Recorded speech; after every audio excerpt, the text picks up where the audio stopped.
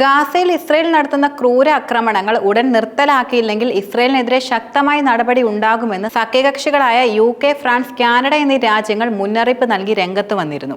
മാത്രമല്ല, ഗാസയിലെ ആക്രമണം വളരെയധികം ഭീതികരമാണെന്നും ബ്രിട്ടീഷ് പ്രധാനമന്ത്രി കീർ സ്റ്റാർമർ പാർലമെന്റിൽ പറയുകയും ചെയ്തു.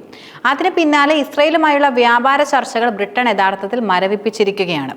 ഇസ്രയേലിന് മേൽ സമ്മർദ്ദം ഉയർത്തി യുദ്ധം അവസാനിപ്പിക്കാനുള്ള നീക്കം കൂടിയാണ് ബ്രിട്ടൻ കൂടുതലും നടത്തുന്നത്.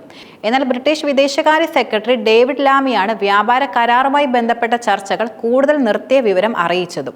നിലവിലുള്ള വ്യാപാര കരാർ തുടരുകയാണ്, പക്ഷെ കരാറുമായി ബന്ധപ്പെട്ട് കൂടുതൽ ചർച്ചകൾ നടത്തുന്നത് നിർത്തുകയും ചെയ്യും. മാത്രമല്ല, നെതന്യാഹുവിന്റെ സർക്കാർ വെസ്റ്റ് ബാങ്കിലും ഗാസയിലും നടത്തുന്ന ആക്രമണങ്ങളെ തുടർന്നുകൊണ്ടാണ് കരാർ സംബന്ധിച്ച ചർച്ചകളിൽ നിന്ന് പിന്മാറുന്നതെന്ന് UK പ്രധാനമായിട്ടും അറിയിക്കുകയുണ്ടായി. അതുപോലെ ലോകം നിങ്ങളെ വിലയിരുത്തുന്നുണ്ടെന്നായിരുന്നു ഇസ്രയേൽ നടപടികളോട് ഡേവിഡ് ലാമി നടത്തിയ പ്രതികരണം. ജനുവരിയിലെ വെടിനിർത്തലിലേക്ക് ഇസ്രയേൽ തിരികെ പോവുകയും വേണം. അതുപോലെ വെസ്റ്റ് ബാങ്കിൽ വലിയ ആക്രമണമാണ് ഇസ്രയേൽ എന്ന രാജ്യം കൂടുതലും നടത്തി വരുന്നത്.